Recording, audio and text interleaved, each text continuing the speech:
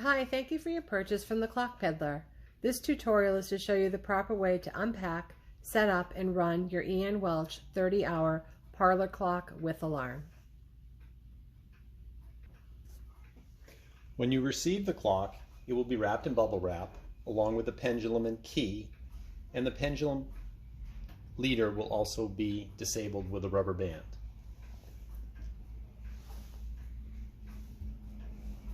Simply take the rubber band off the hook, and pull out this thumbtack. The pendulum hangs right from the hook that is right behind the dial. Winding it is done once a day. The right-hand side is the time, and you wind it clockwise.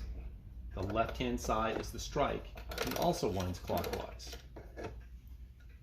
Setting the hands are done by moving the minute hand clockwise and allowing it to strike on the hour.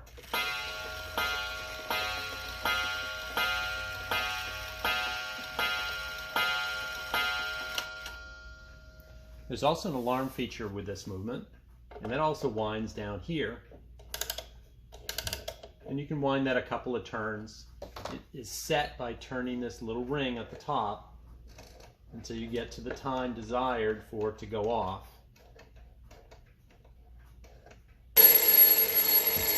And it is very loud. Starting the pendulum is done by doing that. To adjust the timing on the pendulum, that is done on the front. On the small arrow, just follow the increments on it. Turning it counterclockwise will make it run faster. Turning it clockwise will make it run slower.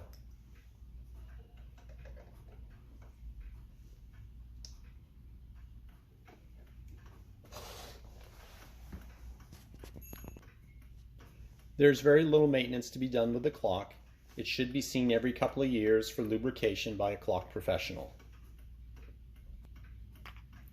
We hope you enjoy your clock and visit our Etsy shop again. Thank you. Have a great day.